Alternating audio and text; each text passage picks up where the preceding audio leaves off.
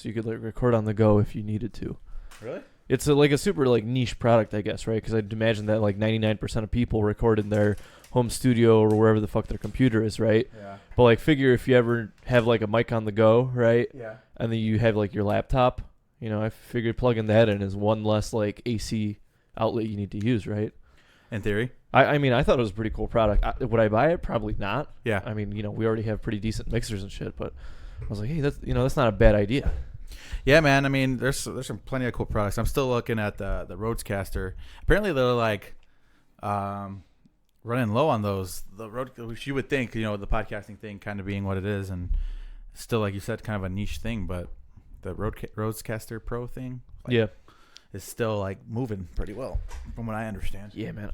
I need one of them like those full shields. Why do you need the shield back? Because on the other podcast, we bounce off each other's mics. Really? Yeah, sometimes you'll hear it. Is that a good? Well, what's wrong with that necessarily? Nothing in theory, but it's noticeable, and that's what drives me nuts. It's the small shit that drives me nuts. Okay. Do we bounce? Do you listen? No, not on here. I don't know what the difference is here, but is it a bigger room? No, your room's pretty big. You do it in your room, right? We do it in the basement. Huh. You've been in the basement before. Yeah. Yeah, it's just the furniture got moved around and stuff, but I wonder what's going on with that. There's probably more of an echo down there as opposed to what type of mics are you using? Are you using omnidirectional or? No, we're using cardioid. Interesting. Yeah. That is a little strange. So, yeah, sometimes like when I monitor, because I only monitor him, I can't monitor myself or I get real stupid sometimes, And I'll monitor him and I could hear my voice bouncing off of his mic. And it still throws you off? A little bit, just a smidge. It's not as bad because like when I monitor myself, I like start to talk like this. Yeah, you naturally start to slow down once you hear your and I get like real stupid when I monitor like myself. that audio feedback. It gets a little weird. It's like, I don't know. It confuses me. See, like, is there a latency between it, or is just hearing your voice back is confusing to you? I think the issue is that there is no latency, or maybe I think the issue is that there's just enough latency where it's like a fucking tenth of a second. Yeah, and that's just enough to fuck me up. You know what I mean? Have you seen that thing circulating the internet where it's chop suey but a beat off? Are you kidding me? We've been listening to this shit all week. Yeah. It sounds like Serge is waiting for like the backup singers. Somebody said it looks like it just sounds like really bad karaoke. I'm like, oh my God, that's so on point. Wow. Yeah, man, we've been listening to this shit all week. It's hilarious. Why? It's fucking chop suey, but it pisses me off. Yeah, exactly. That's Adriana's like, oh my God, stop it. I'm like, we're trying to see if there's like a toxicity, but it's one beat off. Because that one will be another great one. That's hard. That one, there's a line in Toxicity that I have a hard time saying without Serge saying it with me. Channeling. Yeah, because then I get lost. Like, I'm like, how does he deliver that? I'm like, how does he get that spot on every time? Excellent front man, dude. Yeah, that's what absolutely. It is. For sure. But it's crazy that Chop Suey became that song. Like for everybody like kind of fuck around with and meme about with. Yeah. I think everybody has like this like respect for it. Yeah, but I think there's like enough wiggle room to be like, hey man, look what atrocity I made today. I mean, just watch the video. There's some hilarity in there. There's some good stuff. I mean, it's typical early 2000s like punk core. I don't know. I don't even know what you'd call it, like alt rock at that point, right? Yeah, probably. Interesting. Good shit. All right. Wait, hold on. I didn't get the agenda up. My bad. You didn't get the agenda up. My bad. Oh shit. My keyboard is so far away. Okay. Relax. Okay. Relax. Calm down. Okay. Boop. Oh, got a little bit of buzz there. What's going on? Is we good? Hold on. I think we good now. All right.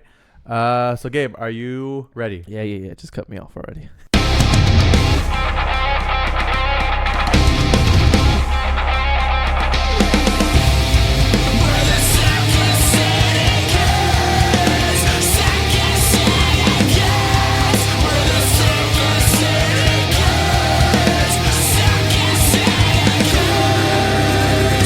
What's going on, guys? Welcome to the Second City Kids podcast. This is your host, Jacob, and with me I have Jacob. Jacob, how's your week, Jacob?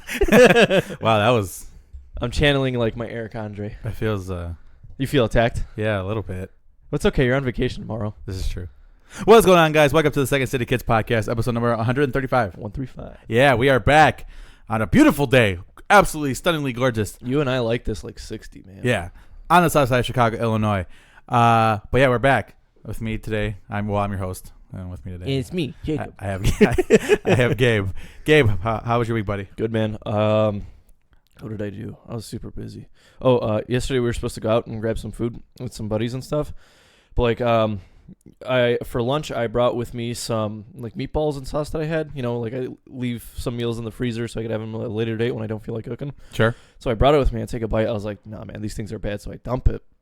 And I go to like this local like gastropub, and they have like this fucking massive fucking burrito. What is a gastropub? It's like your traditional American like pub and grub, man. Like Why is it food? Why is it called a gastropub? I don't know why, but I guess that's the term for it. Oh, okay. You know, like a brewery / bar that does like burgers and shit really well. Interesting. Okay. So I got this massive fucking burrito, like a spicy ground beef burrito. Okay. That shit was super tight, super good. Enjoyed some nice beer too on my lunch. And then I like get back to work, and then we go out later, and all I order is like a beer and some cheese curds, and they're like, "Dude, are you okay? Like you're not eating?" I was like, "Dude, I had a fucking massive lunch. I'm gonna like wobble around." Yeah. Interesting. For those who are not in the know, which is all of you, Gabe tried to tell me something in the middle of the intro, and he's like, "I'm like, yeah, dude, it's good." Well, because it's like it's not important, but it's like maybe you'd like to know because I finally figured something out. Okay. So the thing was, for those of you who don't know, I've been trying to get Jacob to play Knights of the Old Republic, right? I bought it for him on Steam and stuff, and so his computer has been having issues running it, and so I installed it on my laptop yesterday, and I was having the same issues, and I finally found like the perfect solution to mitigate everything. Okay. And it's a simple copy and paste. I'll just copy my configuration file into your folder, and then you should be able to run it, no issues. Okay. As long as you're fine running it in like windowed as opposed to full screen. I really don't care. But I mean, it's like fully playable. Interesting. So I was like, damn, I gotta let him know. I found like the perfect combination of options and shit. Interesting. All right. Well, maybe we'll do that. Maybe I'll make that my mission after my vacation, which is starting tomorrow. All right. Yeah. Me and my family are gonna be gone. Like I said, the plan is at this point maybe to record some snippets throughout the week and chop it in maybe with our normal episode once I return from vacay. That's the plan for now. But you know me. I don't follow up on anything, so good stuff.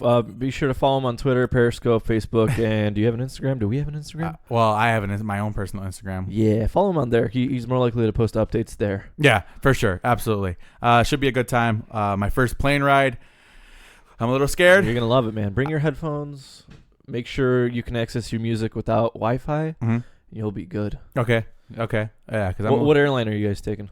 Southwest, I believe. Oh, dude, I love Southwest so much. Okay, cool. It is this easy breezy, beautiful cover, girl.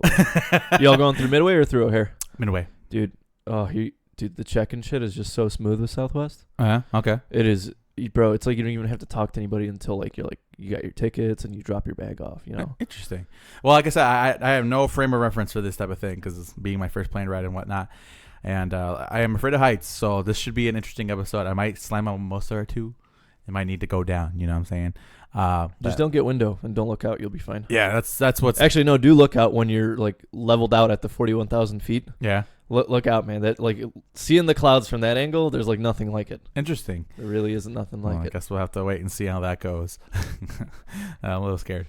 But yeah, so that early tomorrow morning we'll be on a plane. Hopefully by probably around like 10:30, I'd imagine. Well, yeah, give or take. We'd be arriving in Orlando. Did you guys do the like Magical Express thing? Yes.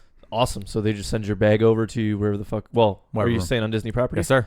So they send that shit over, and you take a bus to your hotel. It's super rad. Yep.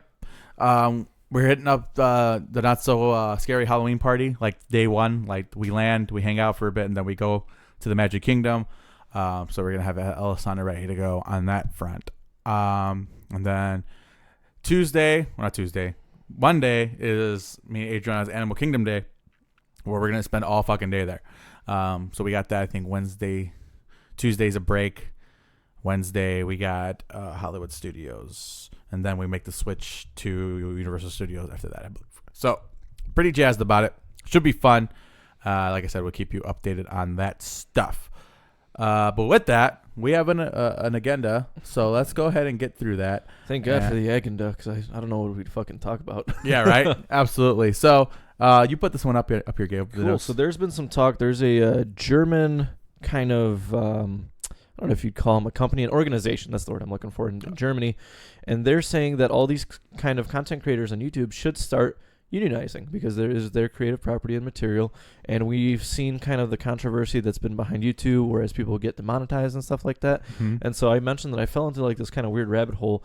And there's a creator by the name of Nerd City, and they test, I think, like 15,000 like words to see what would get you demonetized. And so some of the research they did with another YouTuber is essentially it's just a 1-second audio clip with no video, and the only thing in the title is that word, right? And there's like 15,000 of these words. Okay. And so they found that like certain words like lesbian, LGBTQ, like that stuff will get you like almost instantly demonetized. Really? And I thought it was super weird. And it's worth checking that video out. But I don't know. I kind of want to know your thoughts on this whole like, what if like YouTubers unionized? You know? I think it's an interesting thing, but the only thing about it is that I cannot see a large amount of YouTubers agreeing on one particular topic at one point in time. Well, yeah. I think the big issue right now is that there should be, when somebody claims your shit, right? Do you know the process? If somebody claims your video as copyright, you no longer make ad revenue. Instead, all the ad revenue goes to the person who claimed you. And so I think what they want is they want like review by a real person instead of like automation. Yeah. You know what I mean? I think that's the first point that they want. But I'm saying, do you really need a union for that? I mean, in theory, no, but It's you know, Google and YouTube is just this. You know, if the number one company in the world right now can't provide that, then who can? Yeah. You know what I mean? This is true. It's kind of scary because, you know, granted, people like PewDiePie and Vsauce and like the big YouTubers, they've had their fair share of this stuff, but like at the end of the day, they're still like making a shitload of money. But what about like the smaller YouTubers that are on that like fringe of like, hey, like I don't really have a full-time job, like YouTube is my full-time job, and then they've been getting hit with these like demonetizations, these copyright strikes, these community strikes, shit like that, and like, you know, like their livelihood kind of depends on YouTube. You know what I mean? That's why I feel like you see a large migration from YouTube to Twitch channels, especially when it comes to the gaming channels. If they had the opportunity, well, even Twitch, man, Twitch has been having its issues, and we've been covering but those. it's not nearly as bad as what YouTube does, because you know. Because there's like no way to like directly pay somebody on YouTube. However, there's a way to directly pay somebody on Twitch by subscriptions and all that shit. Well, you could, you know, link your Patreon and stuff. That's what a lot of creators do. Well, I know that, but I'm saying, but like, there's no like direct immediate feedback or immediate income coming from the YouTube. It's all based on ad revenue. You know what I mean? So that's why I think why a lot of them migrated. And I don't know how. I don't really look too deeply in the community guidelines when it comes to Twitch, but for the most part, I mean, some people get away with a lot of shit. So I couldn't imagine it's that strict. All right. So your final thoughts on like a YouTube union, I guess? I mean, I think it's good for them. I mean, I think content creators should be protected for sure, especially when it comes from these larger corporations that kind of just like, well, you said the word Mortal Kombat, so now it's mine. Give it to me. You know what I mean? So I don't know. I think it's good for them. I think more creative content is always going to be a positive. You know what I mean? So I guess we'll have to wait and see. And more channels, and I think you mentioned it a couple weeks ago on the podcast, how you'd like to see a competitor to YouTube to kind of straighten them out a little bit, which I think would be a good call. Speaking of the rabbit hole, did you see what I sent you this morning? Bee thing? Yeah. I was going to tell you, my uncle is a beekeeper. Really? So we get like fresh honey like once a year. When somebody goes back to the motherland, we get like 6 jars of it. Really? Yeah, dude. Tea is just not the same without like real honey. Interesting. So yeah, I got into this, like, what did it start with? It started with I'm trying to remember what I was looking up. I started with taffy, how to make taffy, because I find that very like mesmerizing when they have the taffy puller and how it works. From there, it went to crayons. From there, it went to peanut butter. Would you just watch all the the throwback how it's made? Yeah, on how Discovery it's made. Channel. Basically, yeah. Then from peanut butter, it went to honey, and then from honey, it went to beekeeping. So, like I said, I kind of went down the rabbit hole. And there's this contraption mechanism that has been created by this company called Flow Honey, where it's like a pre-made honeycomb for these bees to put their work in, right? And then there's a way to extract the honey without disturbing them, so you don't have to like smoke them down or nothing like that. It's a contraption that once like you put like the little gear or whatever into place, it like dislodges the honey and it just drips down and kind of like funnels it. So I thought that was pretty interesting. I don't know. So you're gonna be a beekeeper? Is what you're telling me. I legitimately looked up to beekeeping, but Adrian's like, no. I'm like, God damn it! It is what it is, though. Yeah, man, it's a bit too cold. Well, it gets really cold here. Yeah, that's true. That's for sure. And bees are smart, man. Bees, you can't fuck around with bees. They have like a dance. You know who can fuck around with bees? Oh. Steve-O. Remember, was it the wasp nest tetherball thing that they did on one of the jets? That's fucking stupid. And what did they say? He's like, I think 2,000 can kill a man. He's like, there's like 10,000 bees in here. No, I think he said like 100 can kill a man or something. It was like some like really low number. Yeah. He's like, what? Holy shit. Absolutely. So yeah, let's go ahead and get started then, man. Good stuff. So I guess the big piece of movie news this week is that we got a Stranger Things season 4 kind of teaser. Yep. They didn't show any footage, but the text was, we are not in Hawkins, Indiana anymore. Yeah. And it showed a big 4 in like the Stranger Things font. What do you think? I think it's awesome. I think this world has established itself in such an awesome way that we don't really need to be to Hawkins anymore. We don't have to rely on Hawkins anymore. And it really, how much shit can go down in a small town in Indiana until people start to... You ever been in Gary? That's true. No, you're right about that, I guess. But I'm saying, like, how long can we get away with kind of keep going to Hawkins? So, where do you think they're going? Okay, well, I don't know where they're going. I feel like 3 ended up in a really good spot for me to appreciate the series, but I don't know how this continuation is going to go because, spoiler, what's his face dies. Oh God! Oh my God! Hold on. The cop. Hopper. Oh my God! Dies, right? Yeah, right. We're terrible. So like Hopper dies, right? And that's like a ballsy move. And I feel like we're back at the Mortal Kombat argument where it's not that bad. Relax. No. Well, hear me out. Because the Mortal Kombat argument was NetherRealm Studio made some good ballsy choices by killing off a decent chunk of characters, and that was a bold move, and we appreciated that. But then when they reverse the timeline and bring everybody back, I feel like it's just the same scenario where people are like, oh man, like the Hopper storyline and the character development between him and Eleven ends off so beautifully. Like it's such a tearjerker. Yep. And now I promise you it's going to be like, Hopper's back, but he's in Russia. Well, we don't know that for sure. It's speculation, Gabe. We don't know that for sure if he's coming back. We don't know. Well, I think it's a pretty safe bet. Okay, I mean maybe. I just feel like we're back at the thing where like the risks or the stakes aren't there. Do you think we come across like a dark Hopper where it's not Hopper but it's like a Revenant Hopper? Yeah, there you go. Yeah. There you go. Yeah, damn, I did. Anyway, what do you feel about season 4? I'm excited. Yeah, I talked about it when we did the Stranger Things review. And I was with you for the most part that if it ended there, totally down, totally okay with it. Absolutely fantastic. But Disney Plus is coming around, and I feel like Netflix is like, well, shit, we need to come up with something now. Yeah. Well, like I said, I don't. I mean, you're not gonna let your cash cow die, right? Yeah, in theory. So hopefully the story is good. So far records have shown that the even numbered seasons aren't that great. So, well, yeah, we need 3 for a trend. Yeah. So I guess we need to see. It could go either way. 4 and 6. Yeah. Well, we'll see. Yeah, I guess we'll see. We'll see. I'm looking forward to it though. I mean, I think it's gonna be good. I don't know when they're planning on like releasing it or none of that. No, I don't think anybody really knows much about that. But it should be because it used to be October and then they switched it to 4th of July, which was awesome. Yeah, I mean, I had no complaints there. I'm just curious to see what the new kind of time frame is going to be. Yeah, they should do like winter or something. I think it's time. We need to fill that hole. Because, well, I guess Star Wars is technically filling it one last time this winter. Yeah.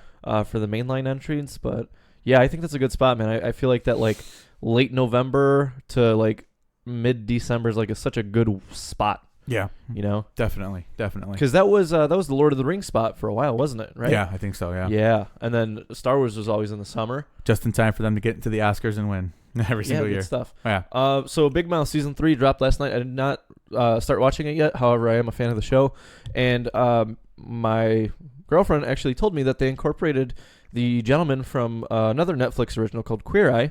Okay. And so they're making an appearance into Big Mouth. Interesting. So what do you think of that like this crossover stuff? I don't know if it's an episode or it's totally cool. There's nothing wrong with that. I mean, I feel like it's a good fit because like the guys on Queer Eye are very like comfortable with their like sexuality, and Big Mouth is a show that is coming of age. So your sexuality always comes into question. Absolutely. Yeah, I mean, I think it's a fine crossover. I don't mind crossovers if there's like a reason for it. You know what I mean? Or even if it's just like, it's fun. Like nothing was better than the Scooby-Doo with the Globetrotters. Like that was fun.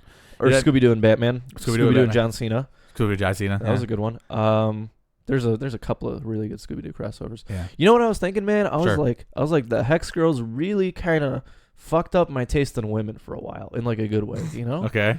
Anyway, so yeah, check out Big Mouth because I just love the fucking dirty ass humor on it. Adriana watches it. I have not really gotten into it yet. I know she's a big fan of it though. You get a good kick out of it though. It's like sophisticated lowbrow humor, if that makes sense. You know what I mean? Okay. Like they're dirty jokes, but they're like really, really, really well constructed and stuff. You know? Interesting. And it's like super relatable, and I think that's the whole point of it, right? I guess. Good stuff. So we got Spider-Man Welcome Home, July 2021. We mentioned last week that Sony and Marvel had their makeup sex, and so what do you think about this whole home kind of naming scheme? How do you like it? I like it. I think it's consistent, and it's nice to see that sort of consistency. And it's nice a way of distinguishing it from the other ones. You know what I mean? Absolutely. Like, I really liked Homecoming as like a title. I thought that was fitting. Yeah. And then they just ran with it all the way through. Yeah. And I think I said it's a way of distinguishing it. And now it's the Spidey home. In case there's any like, the Spidey home ones. Oh, okay. Now I know which one you're talking about. Yeah. I mean, I want to know how long they're gonna go with it because I know they got one more for sure. Obviously the one that's coming out, and let's see how far they carry on with that, the whole home thing. Good stuff. Homesick and whatever, maybe, right? Can we get Ed Hardy and Tom Holland to beat the fuck out of each other as Venom and Spider-Man? That'd be pretty cool, right? Ed Hardy, Tom Hardy. Oh, I'm sorry. What the fuck? He does that every time, guys. I had like a lapse in memory. Yeah. Although Ed Hardy as Venom would be pretty cool. Yeah, he would come up with a bunch of dope T-shirts. He's got like the golden tigers on the Venom suit and shit.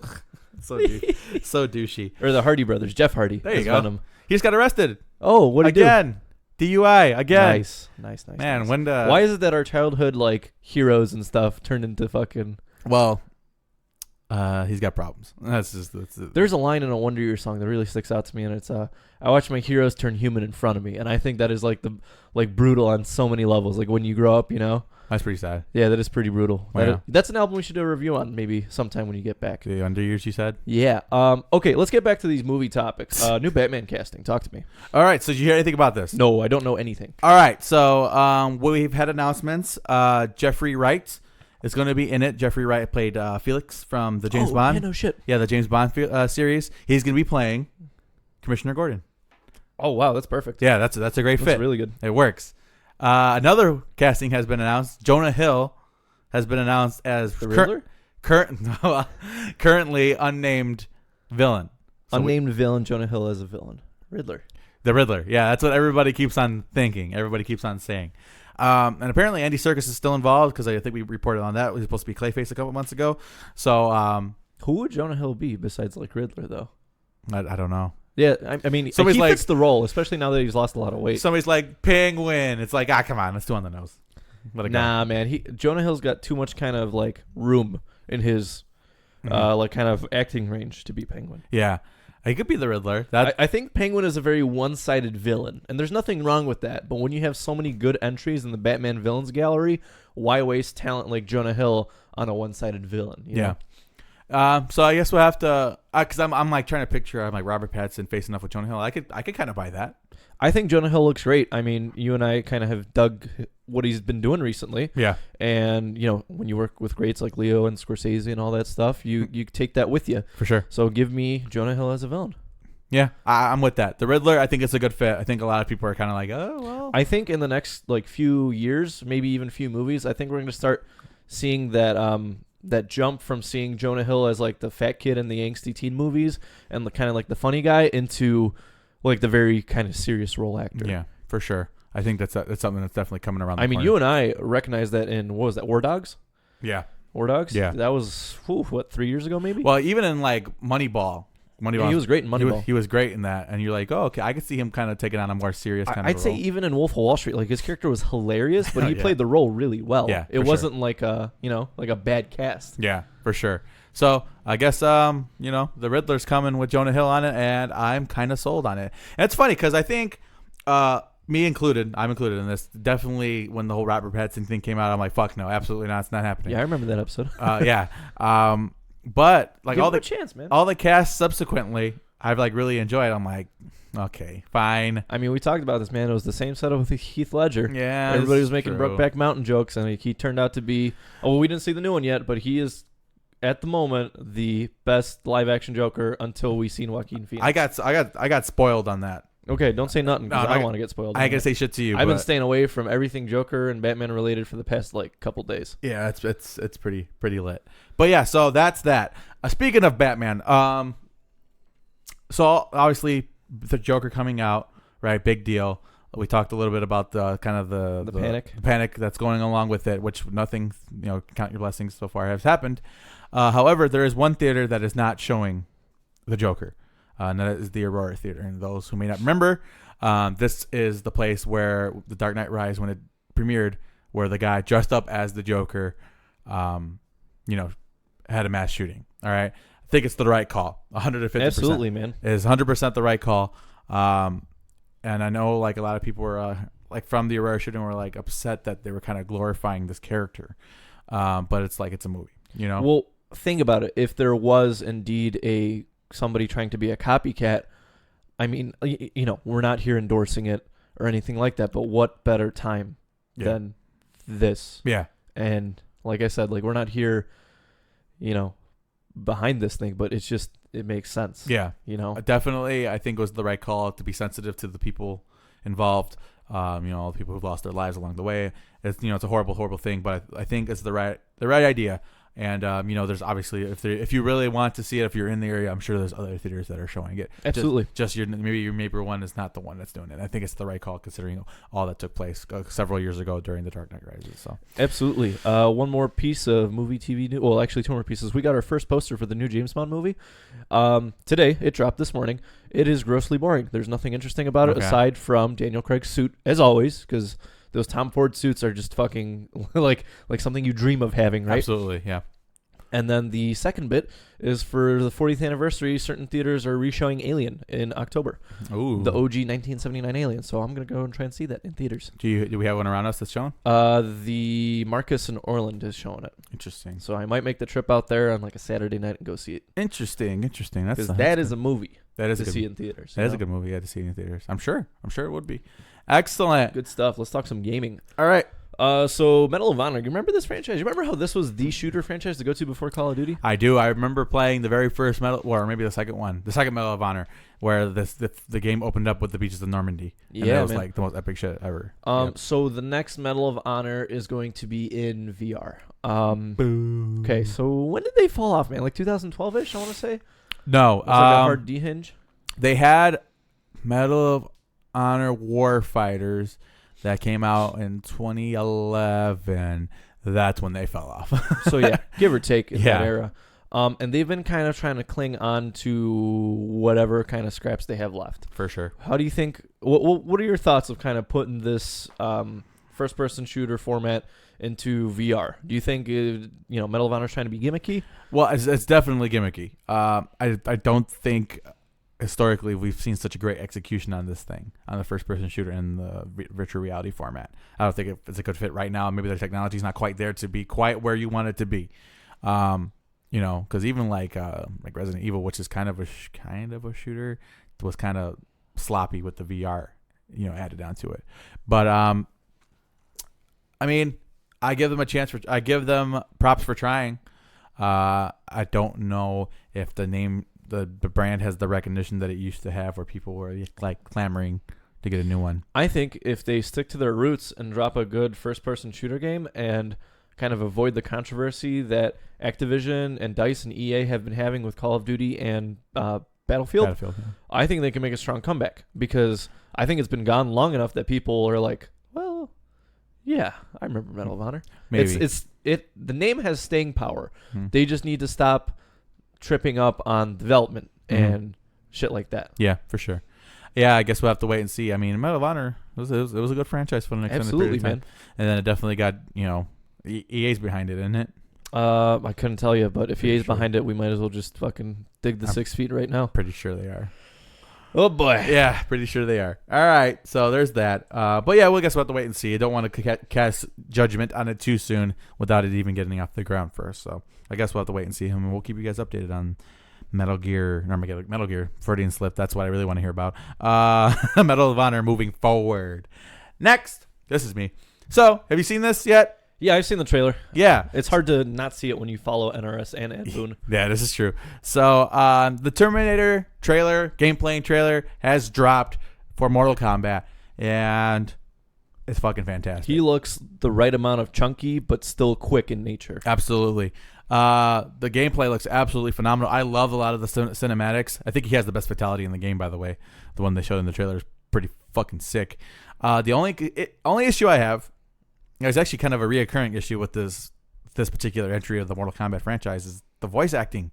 They could not get a better voice actor to mimic Arnold. Like, he doesn't sound... We couldn't get Arnold? Yeah, or you couldn't get Arnold. You got his likeness. Like, it's clear as day Arnold. You're not, like, hinting that it's him. Maybe. Yeah, I mean, I'm sure Arnold doesn't got the time, but fucking splice some lines from the fucking movie. Like, how hard is that? Yeah, right. Well, then they need James Cameron's... well, they already have the Terminator. Yeah. So, this is kind of a weird situation then. Yeah. I don't know, man. Maybe it'll be better in the release version. Yeah. Maybe these are just kind of like placeholder lines. Nah, I don't think so. I don't think so. No, because when I don't know, man. It is Ed Boon. When Rhonda did her voiceover for Sonya, I'm like, that sucks. I'm like, I hope it's not that bad. And then lo and behold, it ended up being that bad. So, copy that. And they had the DJ guy. Did you see that? No, I don't think I've seen the DJ guy. They had the DJ guy become Sub-Zero, and his voice acting was like, holy shit, you're horrible. Stop it. Like, a lot of this voice acting stuff has been questionable at best so far.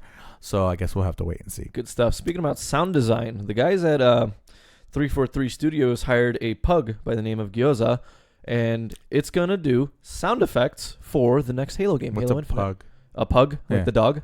Oh. Like the dog. A pug? Oh. You know what I mean? Sure. I think it's interesting because I watched a kind of like a behind-the-scenes thing where they did sound effects for Cloudy with a Chance of Meatballs. And so how they got like that meatball sound was they took like really damp cloths and they smacked it against like a specific type of like wooden slab. Yeah. And I don't know, man. I feel like sound design is so interesting because there's so many like intricacies and shit that goes into it. Yeah. That you don't like, when you watch Cloudy with a Chance of Meatballs, you're like, that's the sound a meatball makes. Yeah. But it's really not. It's not like a meatball. what meatball makes that sound? No, you're right. So they hired a pug to make alien noises for the new Halo game. I think that's so cool. You know, it's funny that you bring that up because I actually watched a documentary about The Last of Us, right? And they were talking about the clickers, right? How the noises the clickers make it very distinctive. So they were like going through the lines with the sound designers, and they were like giddy about it because they created like a horribly grotesque monster with a great sound design, right? And somebody's like, "Oh, you guys should have used the top of a Snapple bottle." And they looked at it and they're like, "Where the fuck were you a couple months ago? Like, we could have used that shit." And they were like, "Stupid." Like they were mad that they didn't think about the Snapple bottle top, which, yeah, probably would have worked. Don't be surprised if you hear some Snapple bottles in the new The Last of Us with the clickers. But yeah, sound design is an interesting thing for sure. Because like you said, it's like your brain filling in the blanks. Yeah, like, yeah, that's what it sounds like. Sure. Meanwhile, but even then, like when it's bad sound design, you notice. But when it's great sound design, you don't notice. You don't notice. Yeah. It's like seamless. Yeah, like as an example, like the punch sounds from Rocky are like not even close to what real no way. Yeah, it sounds like a fucking car wreck when somebody gets punched in the face in a Rocky movie, and you notice that. But like you said, if it's on point, you don't notice it, which is like, so it's really like the most thankless job in like production as far as like that type of stuff. It's pretty wild, man, and I'm curious to see if we can pinpoint those sounds when the game comes out. Now I want to, because in the OG Halo, the elite noises were lines that ran backwards, so they were played backwards from Sergeant Johnson. Okay. I didn't even fucking know that. Like, that's how good that was. You know, they just slapped some effects on it and ran the voice lines backwards. Yeah, it's like, holy shit, that's so cool. Absolutely. But yeah, man, so be on the lookout for that. Okay, so let's talk Sony news. Sure. So Crossplay is out of beta, and Sony essentially said, if developers want to add Crossplay for their game, feel free. It's on them. Interesting. Finally. Yeah.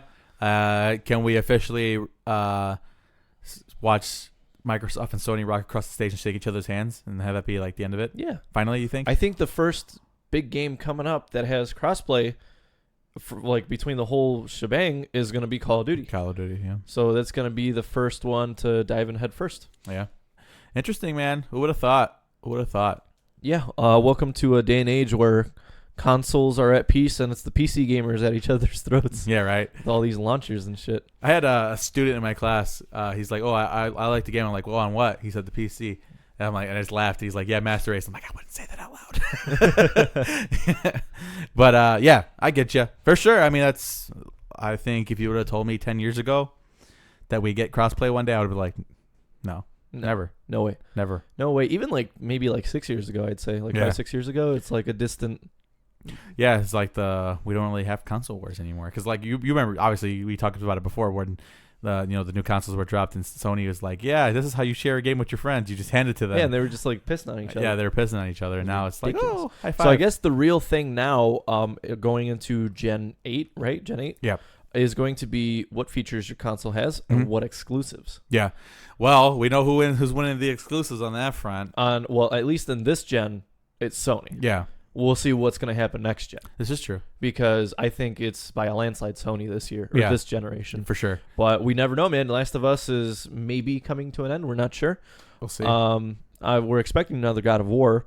Yeah. But what else we kind of got in that front? Or what else has Microsoft got cooking that we don't know about? Yeah, this is true. So this is good stuff. But yeah, man. So Sony Crossplay out of beta. Check that out. Absolutely. All right. Let's talk some music news and reviews. Okay, so this week I mentioned some test pressings to you.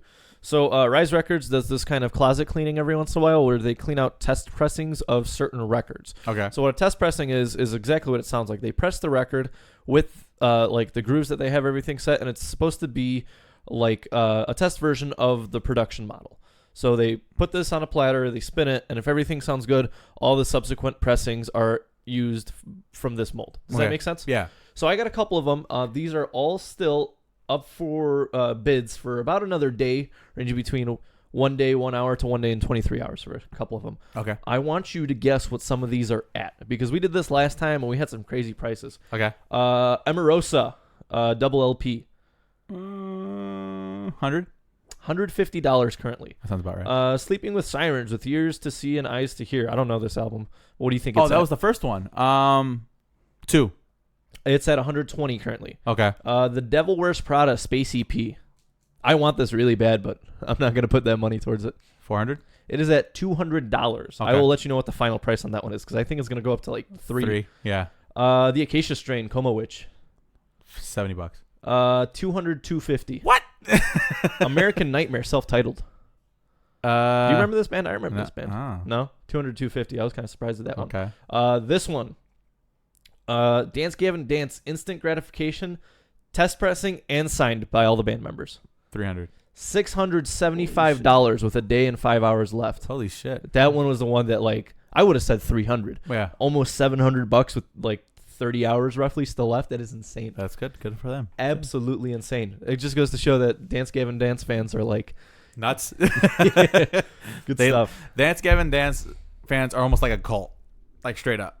I mean, I like them. Don't get me wrong. But like the guys who are like, or guys and girls who are like really into it, like Will Swan is my president. Yeah, they swear on it. They swear on it. I mean, I can't say shit. I'm part of that. Yeah, I know. Every time I die cult, you know. That's what I'm saying. Yeah. Good stuff. So we got 2 album reviews. Sure. And then next week we have the most disgusting, hideous packed week ever because we have Varials, we have the Devil Wears Prada, we have Tooth Grinder, Spite just dropped it, but I'm like, I don't have Counterparts. Counterparts. So we got, I think, 5 or 6 albums dropping next week that we need to trudge through.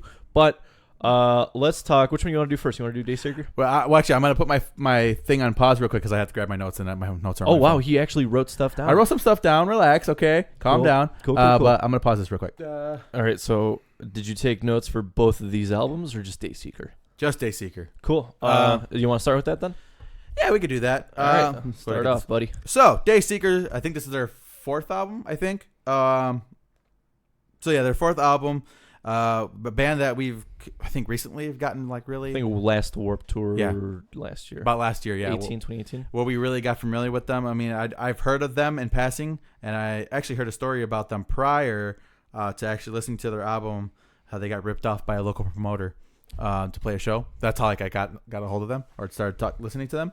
And this band drops, in my opinion, one of the most aesthetically pleasing albums of the whole entire year.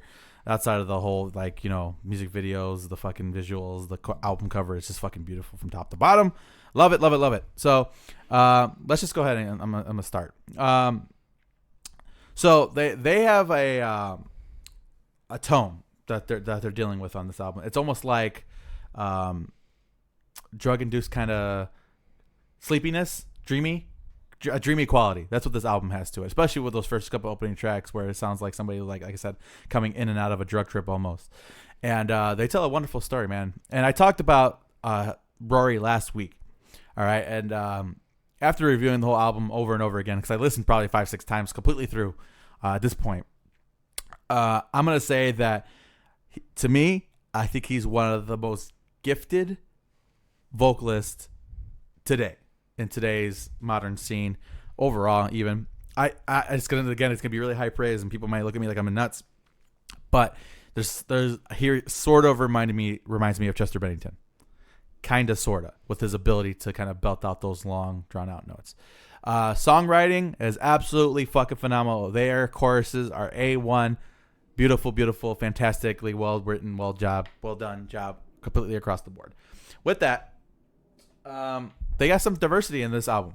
They have those singy songs that I'm sure they'll be a hit with the girlies, but they also have those kind of Architects style riffs and heavy moments where you're just like, yeah, fucking sends you for a trip and gets you pumped up and jammed up and ready to go. And I don't even know what to say. So like I said, it kind of sets forth that mission statement that you're looking for a younger band looking to prove themselves, and I think they have broken out of the pack with this album. I think it's pretty clear. All right.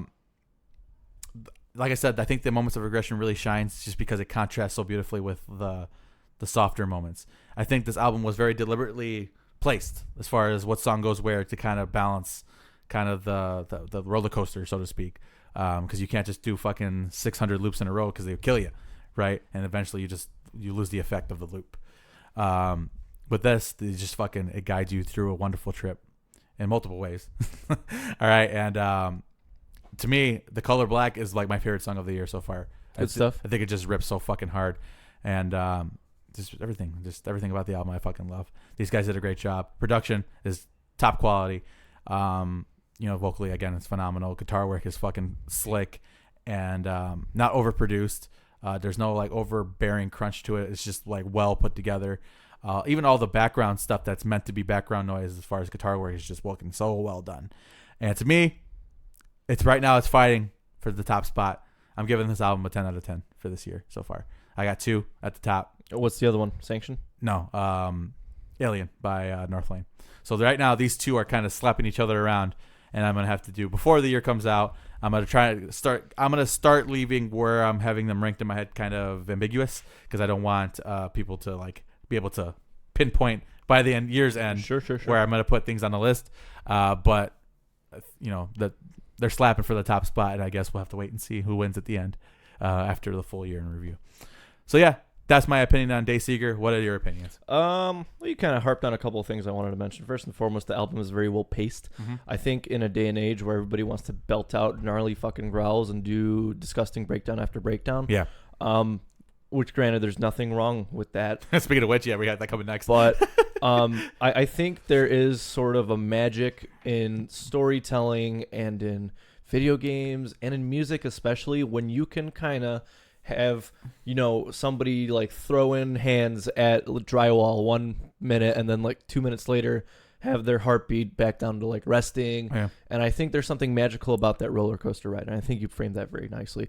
That being said, this is LP4 from them, and they've been around since 2010 ish. I think the greatest trick the devil ever pulled was making this album feel much bigger than it is. I think the production, and especially what Rory does with his voice, makes this album feel equivalent to like when Bring Me the Horizon did Sempiternal at the Royal Alberts Hall. Like that felt like grandeur. Yeah. That was like a big thing. Yeah. And this album feels like that. When you kind of look at the scope and their reach, it really isn't, which is shocking. Mm-hmm. And I think that's something they did really well. They made the band feel like larger than life with this album. Lyrical content, I think there's some good songs in here. I don't think everything quite kind of captures my heart and imagination the way I'd like it to. Okay. However, I mean, it's all subjective at the end of the day, right? I think it is a good album. I do think the guitar work is super sleek. We're both suckers for that kind of atmospheric stuff. It's not beating you over the head with these crazy synths or, background noise. It is kind of there for you to enjoy. Yeah. You see what you want when you're driving home and, you're looking at the woods. Yeah. There could be nothing or you could see the world in there. Yeah. And I think that's kind of the beauty of this album, that you can extrapolate whatever the fuck you want from it. I think for me, it's a solid 7 out of 10. Oh, wow. I do, listen, I enjoy the album, but a big thing for my top 5 is how often do I come back to the album?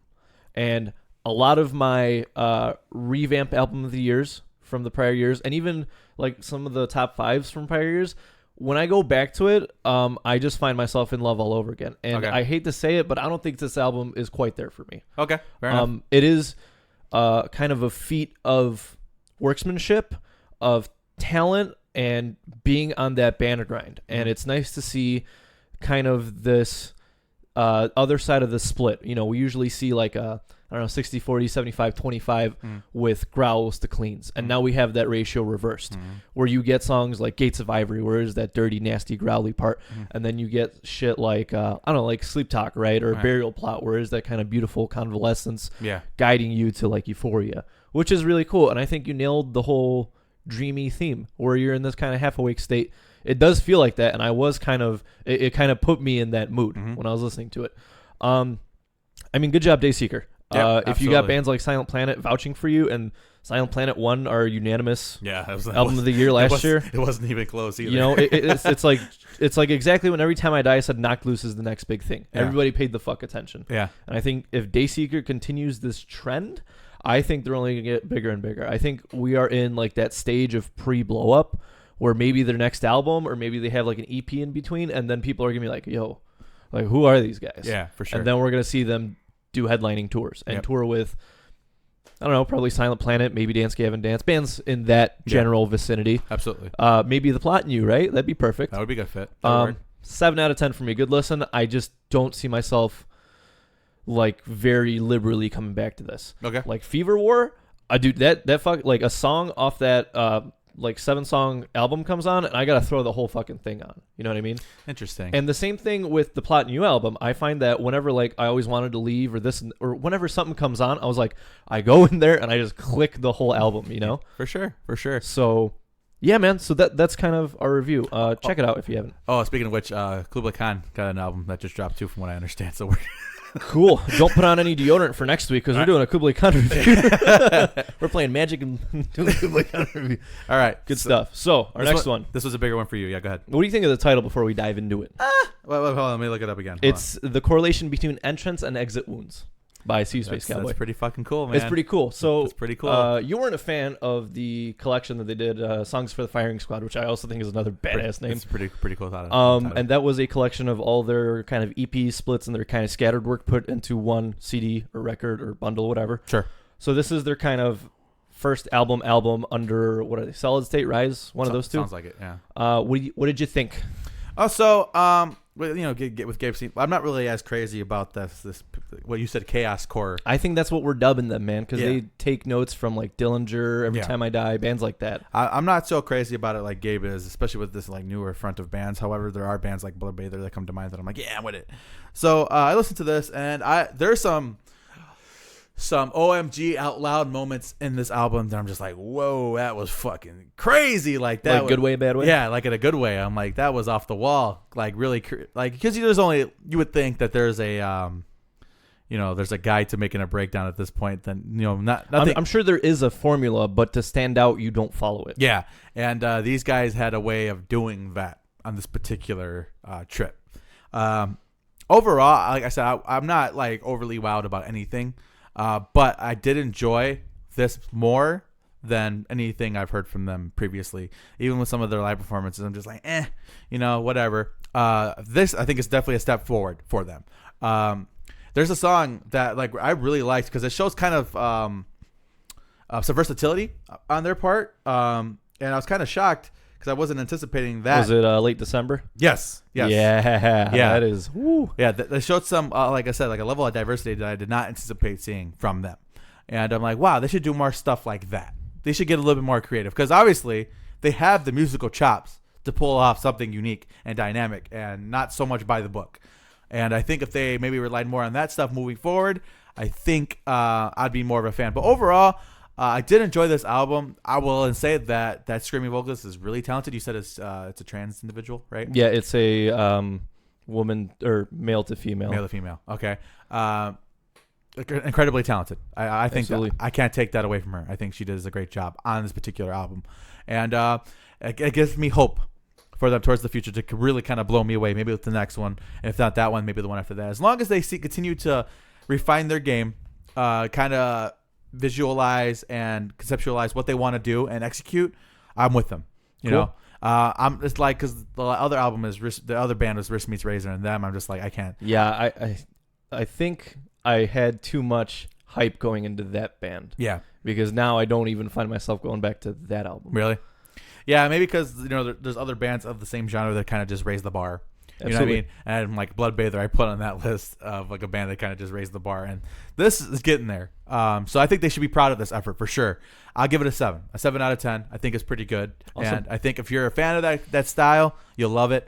And we'll see what happens next with this young group. Good stuff. I think when you say SeeYouSpaceCowboy, there's two things that are really good at. First of all, is really interesting kind of song titles. Yeah. I think they're really good at that, and then I think they're good at just belting out raw emotion. And I feel you kind of mentioned that Connie is a person of a trans person.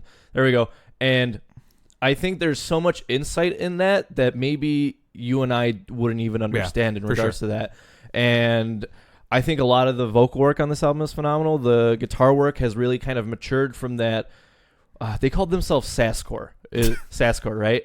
On that EP, which I thought was fitting. This doesn't feel like Sasscore, but in like every kind of right way. You know what I mean? Like Sasscore, it shouldn't be an insult, but I feel like this is definitely a more mature effort.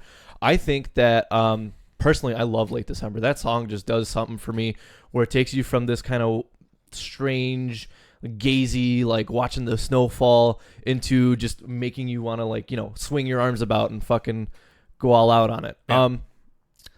That being said, it is kind of short. It's 28 minutes. We talked about this. Yeah. I hate that. I get it. I don't like it. It's fine. You do what you want with your music. I think it was a really good effort.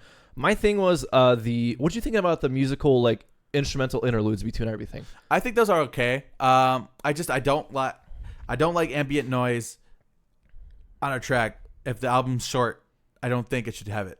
You know I think bands like Slipknot do it really well, where they have like an album that's like, I don't know, probably an hour and some change, right? Like and 50, they have like 2 or long. 3 kind of these like 2-minute long interludes, and that's perfectly fine. Yeah. If you want to do instrumentals, by all means do instrumentals, but this sort of adding songs for the sake of aesthetic, I think do what you want at the end of the day, but I think is kind of not my jam there. I think you could have thrown something additional on there. If this was a 40-minute album, I think we could have gotten away with those two kind of ambient songs. Yeah. But at the end of the day, it's SeeYouSpaceCowboy's vision. I think they did a good job at what they're great at, and we've definitely seen some growth from 2016 till now, because this band's only been around for 3 years. Yeah.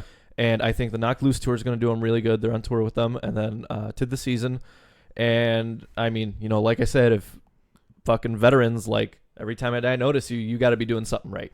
Take a shot every time Gabe brings up Every Time I Die on this podcast. Yeah. I no. Well, hear me out. I think there's definitely a space for bands that are just gonna like do ridiculous shit with both their music and their live performances. Mm-hmm. And I think it's like this weird kind of musical circle of life, because we saw Dillinger Escape Plan play their last show in 2018, right? And granted, yeah, everybody's going to be yelling at me for comparing like SeeYouSpaceCowboy to Dillinger Escape Plan, right? Yeah. But if you look at it, they both did something kind of crazy and like inconceptual with their albums. Like they were 110% chaoscore. If anybody did mathcore, it was the Dillinger Escape Plan. They defined what mathcore is, and they set the path for bands like I said, like SeeYouSpaceCowboy, Every Time I Die, shit like that. You know what I mean? And I think with them kind of retiring, I think it's good to see newer bands step up to the plate and take that mantle. For sure. So I give it a 7 out of 10. Okay. I think I went into it with a lot of hype, and when that hype died down and I sat down and listened to it, there's a lot of good stuff going on for it. Like I said, man, that raw emotion really kind of gets you going, and it spikes your adrenaline levels. But at the end of the day, I think there's still room for improvement.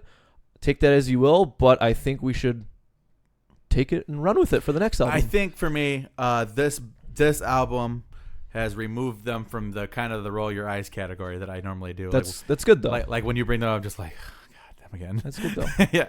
So I think they did a good job with this overall. And also, I will say this: I think it's good that we see room for improvement, because if we saw them hit their glass ceiling, that would have been bad. Yeah. Like this is as good as they get. Yeah. No, that's not true at all. In fact, if we go back to the studio and we go right again, we can hit a new high. You know, I think potential is going to be what separates bands that fizzle out, like Capsize, well, and other things, right?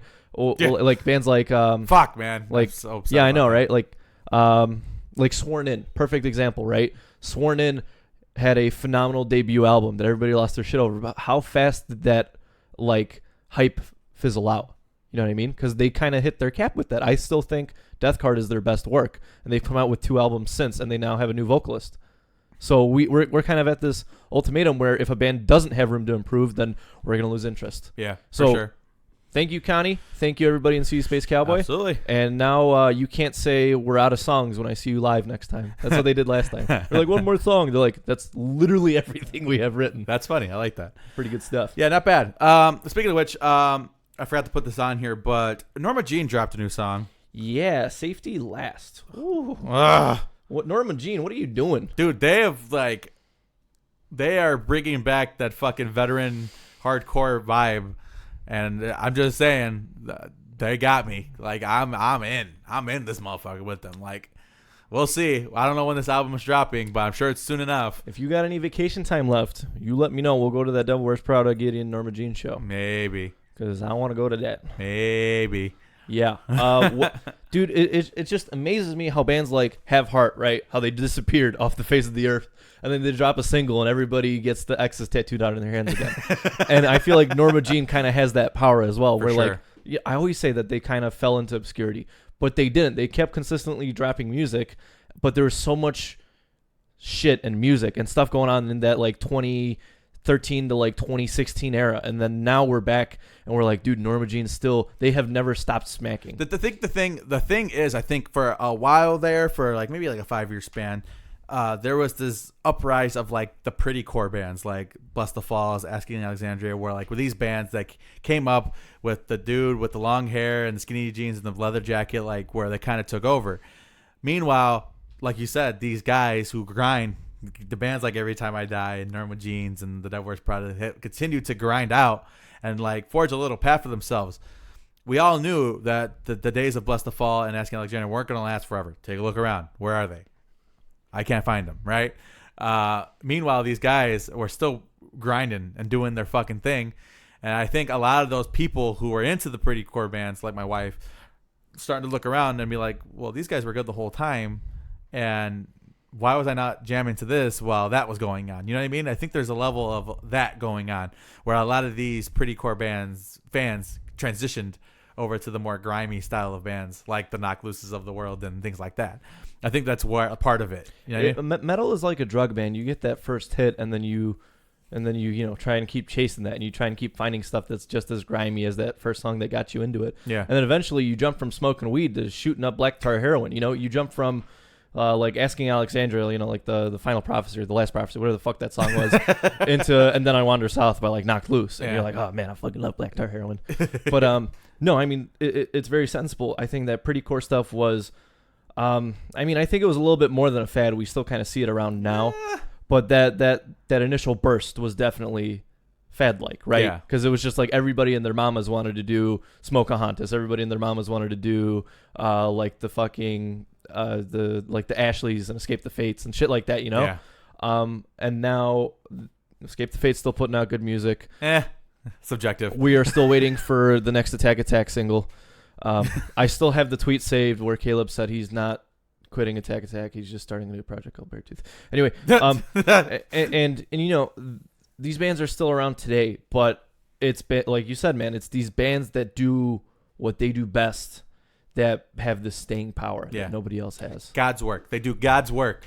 These bands. Norma Jean, man. Norma Jean. Fuck, it's still slapping away. And like I said, I like that last album. I'm gonna say it every week. I said on this podcast that I still like this album. For the record. And this one is just like, wow, you guys are just gonna jump ahead of everybody and just fucking smack everybody in the mouth because you can, and you've been doing it a long time. And who's gonna say no to the old man who smacks you in the face? Hi, I'm Johnny Knoxville. This is Bad Grandpa. Okay, anyways. So that was something. And moving along. I'm sorry. Victory Records got purchased for $35 million. Don't know what Victory's putting out anymore. It's been a while since I've heard from them. Do we have an album by Victory that we can think of that just released off the top of my head? I think Carousel Kings is still signed to Victory. I can't name you any other bands. I know Victory is kind of in and out with their people. Yeah. It's like a rotating door in there, and I think the last big thing was the Data Remember lawsuit when they had that big fight, but I don't know. I guess good for Victory Records. Well, because it started with like the Silver. Well, it started with Take It Back Sunday, because Take It Back Sunday came from Victory, right? Right. And then went from them to like Silverstein, and Silverstein was like the hot thing, and then they kind of like got flustered out, and then there was like Hawthorne Heights, and that was like hot for like a minute there, and then there was like A Day to Remember, that was hot for they still are, but I'm saying as far as their relationship with Victory, that was hot, and then there was a Mirror. And the Mirror was really hot, and then they kind of like you said, it's just like this constant like revolving door, man. Okay, so they don't like us anymore. Where's the new band? Slide them up a spot. It's just kind of constant with them. Like I said, I can't even tell you. They're Chicago based. I know that. I just don't have like anybody off the top of my head that I can think of. It's one of those things where I think you and I gravitate towards like Rise Records and Solid State. I think those are our two big ones, and probably something Hopeless in there, right? But I think Pure Noise. Yeah, I forgot Fearless. about Pure Noise. Mm-hmm. I think that well, first of all, congratulations whoever owns Victory Records, because you can Tony Victory. Because you can retire in a nice little Manhattan fucking condo, a large Manhattan condo, and not worry about money for the rest of your life. But I mean, what do you want me to tell you, man? Victory just kind of made this name for themselves of being like I'm gonna fuck you over. Shady, they're like the Warner Bros of smaller labels, and it's unfortunate. So I don't really feel bad for them for getting bought out or for selling.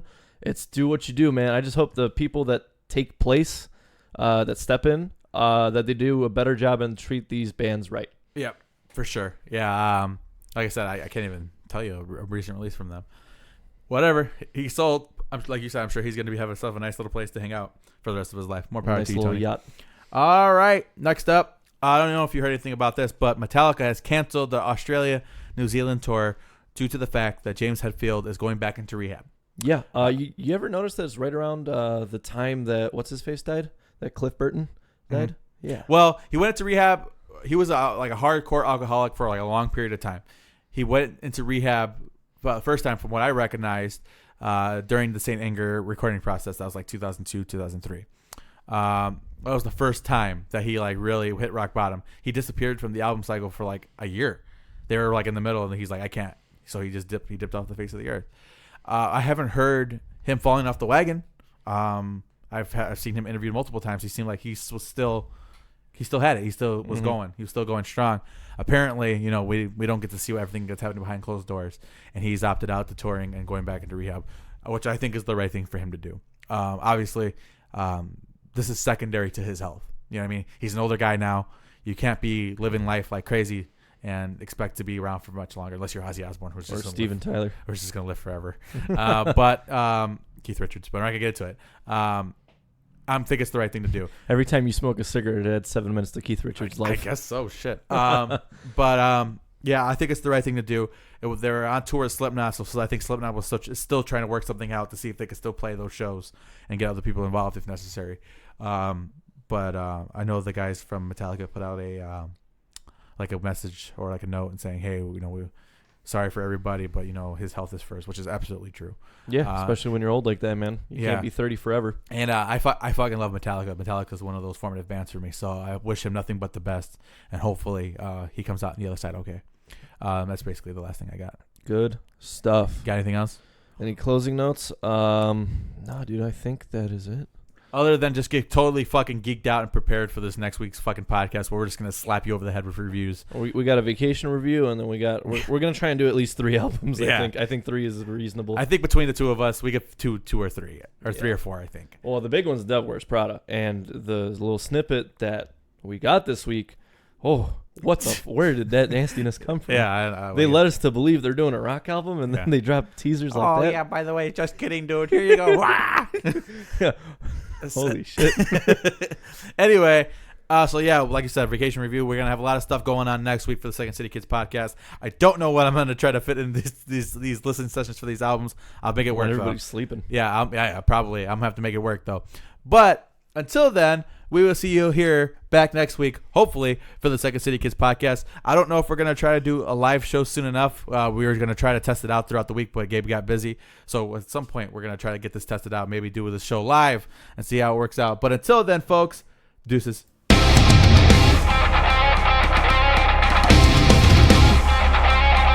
Thank you guys for joining us this week on the Second City Kids podcast. You can like us on iTunes, Google, anywhere else podcasts are found. Any comments, questions, or concern, you can email us at secondcitykids@gmail.com. Until next week, folks, deuces.